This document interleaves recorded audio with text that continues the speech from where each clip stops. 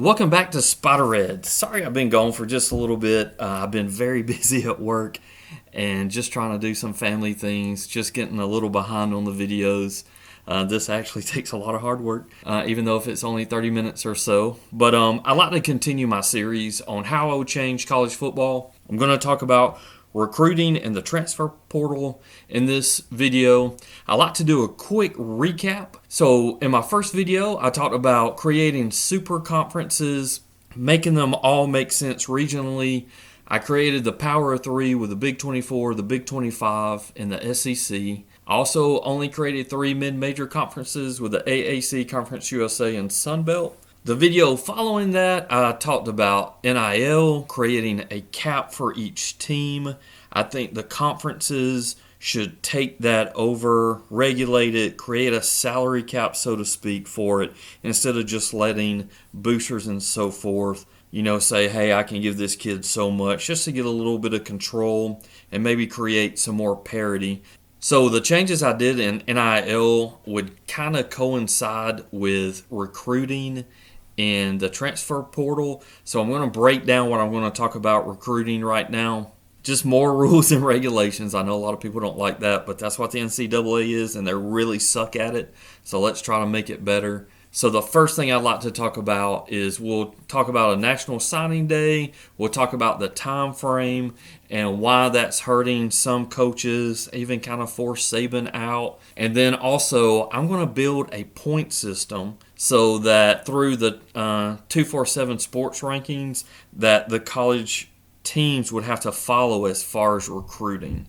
So let's go ahead and dig into recruiting. Let's bring National Signing Day back to what it used to be. A big day for all fans. All the coaches had time after the championship, after all the bowl games, to really focus on recruiting. I used to love looking forward to National Signing Day. See what kids were going to come to play for the school that you rooted for. So I would set that to the second Tuesday of every February. That would be the National Signing Day.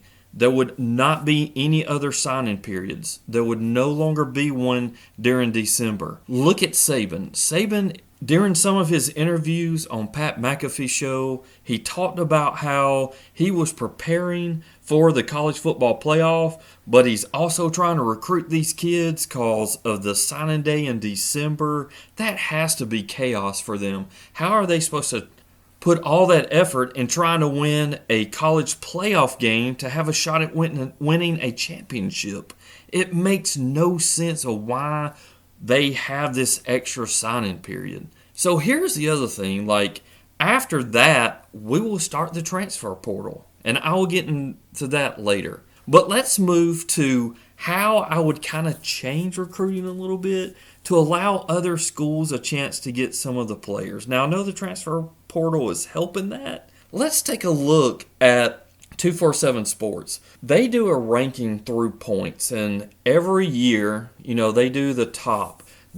I'm showing you, this is a 2023 recruiting class. Well, actually, I'm sorry, 2024 recruiting class. Georgia had number 1 at 317. So over the past years, the top 2 would always be above that 300 range. Alabama usually stays up there, but look, Oregon, Miami, Ohio State were your top 5. And if you went on down to Notre Dame, Auburn, I'll show you on the next page, went down to 275. If we move over to the 10 through 20, it goes from 275 points down to Missouri at 241. So what I would do is I would actually set that as you would use their balancing scale, and you could only recruit up to 240 total points. Whether that be, 2 5-stars, 10 4-stars, 10 3-stars, you would have a group that would help you going, okay, if you recruit them, this is going to count against your points for recruiting. I'm trying to create parity. It's working for the NFL. I know a lot of people. I love Georgia. We've been blessed to be able to win 2 championships in the past 3 years. For the past 20 years, it kind of stunk that all we could see would be Alabama, Clemson, Ohio State. You always see these schools. You would have an occasional school come in to fight for a championship. Like Auburn came in and won one. Oregon was fighting for one. Florida State came in to win one. You would have those pop in, and then Joe Burrow with LSU. You still had your mainstays like Alabama. Look, we all know Saban is our current GOAT in our generation, and Alabama was always up there in recruiting. So let's balance this out. So if you put it at 240, you're looking at, I put Ole Miss at 21 to show you that Ole Miss is still a really good football team.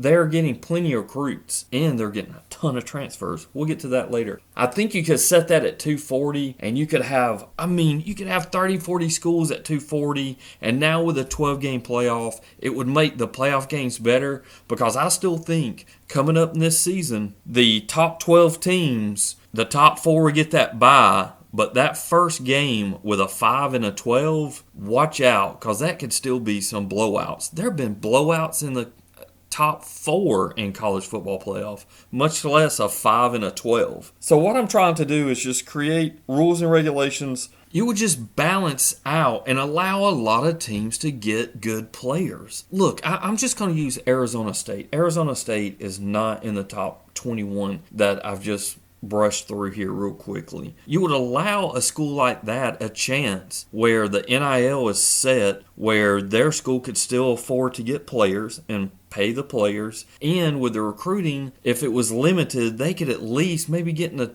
238 range, which would still be a lot of good players. At 240, I'm not saying that every school should have a 5-star. I mean, Georgia and Alabama was getting 5 stars apiece. But look, sometimes those 5 stars don't work out either. But most of the time, those 5 stars do turn out to be extremely good players. I'm going to beat the dead horse. I'm just trying to create parity and enjoy football like I do NFL. I still love college football, but it could still be so much better. And they keep changing it, trying to do that. I mean, they're trying to get more teams. I think 12 teams in a playoff is going to help other schools recruit, because those kids are going to have a shot at playing for a national title. And if they don't make the college football playoff, those 4 teams, then half of them are not playing in a bowl game anymore. And I'll get to that later. But this was just my idea for recruiting. Number 1, we go back to a National Signing Day in February. Number 2, we use a system to allow teams to recruit more fairly. Now let's go to the transfer portal. I talked about parity and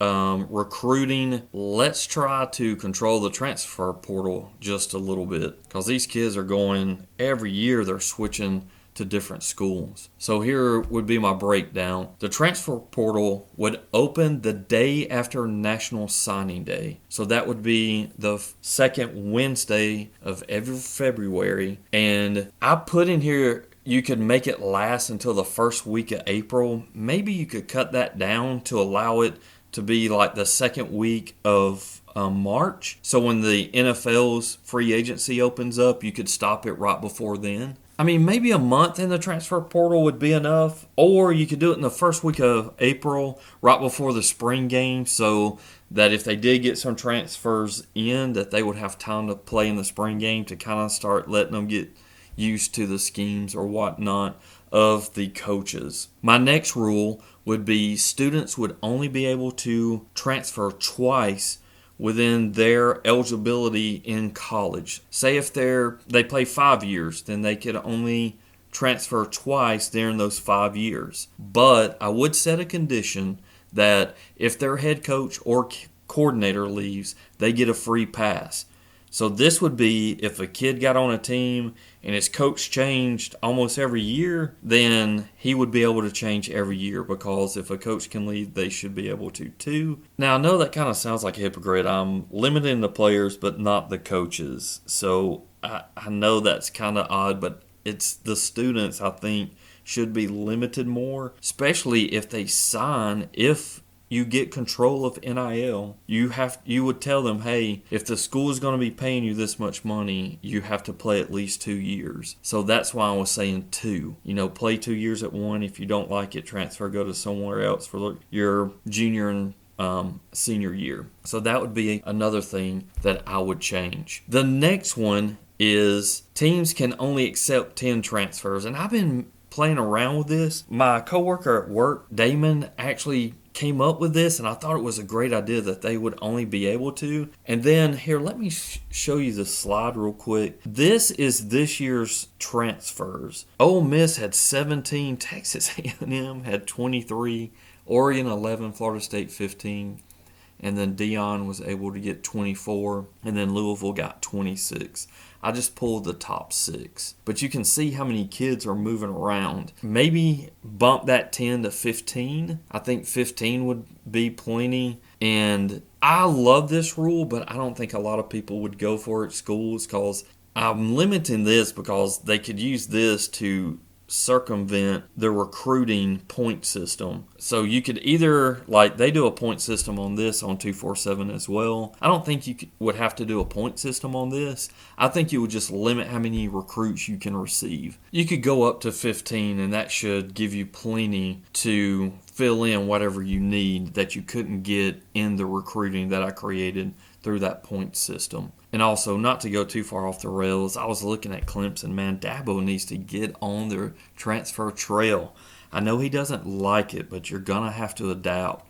Some of these teams are getting a lot of good players, especially Ole Miss, through the transfer portal. My ideas would create a huge team for each school, because you're going to need someone to help with the NIL salary cap. Then you're going to have to help with someone keeping up with how your points are working through recruiting. And then the number of transfers would be easy. You're just looking at, hey, I only can take 15. My idea is not perfect, but I think we could take some of this and make it work. Because if you look at the NIL that I did in the last video of what these kids are getting, I still don't think that's sustainable. I think recruiting needs change somehow, especially if they don't change anything but just go back to National Signing Day as the only day. That would make me happy. You don't even have to take this point system. And then just limit the transfer portal to 15. And you don't even have to limit how many times the kids can transfer. I just think you should limit how many the team gets. I really like that idea. And then just go back to a National Signing Day. In just this offseason, we saw Nick Saban retire. There was a lot of factors, but I think the video that I'm doing now and NIL was a huge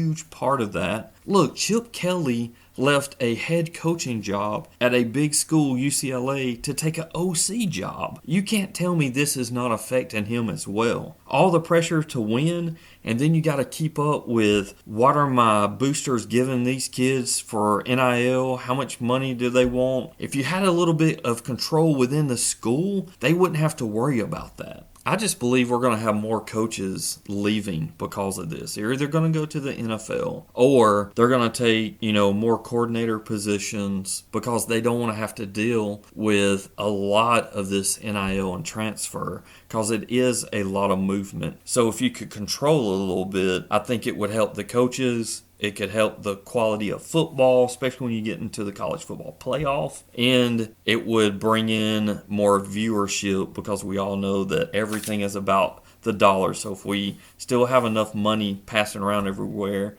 we're still going to create good football and have plenty to watch. So my last video, I'm going to concentrate on the college football playoff. It's the last thing I would change, and it's not too many changes, but I had an idea before they went to a 12-team playoff, and now they're even talking about going to a 14-team playoff, this 3-3-2-2-1 thing. I will go over it as well. I'll talk about the 5+7, and then I'll talk about what I would do and how I would integrate bowl games into the entire playoff. Be on the lookout for that video. I'll have it out. I'm not going to meet my time frames that I set in my first video, because I would like to do a first round mock draft for the NFL. I'm going to do that. I'm also going to do the NCAA basketball March Madness. I'm going to do a prediction on that. I'll be working on those videos as well. So my last video might take me another month, like this one almost did. I had already done most of the research for it. I just hadn't had time to sit down and do it. But anyway, thank you for listening to Spider Red. I still absolutely love doing this. I wish I could put out more videos, but my primary job kind of slows me down on that a little bit. Tell somebody you love them today. You never know when someone really needs it later.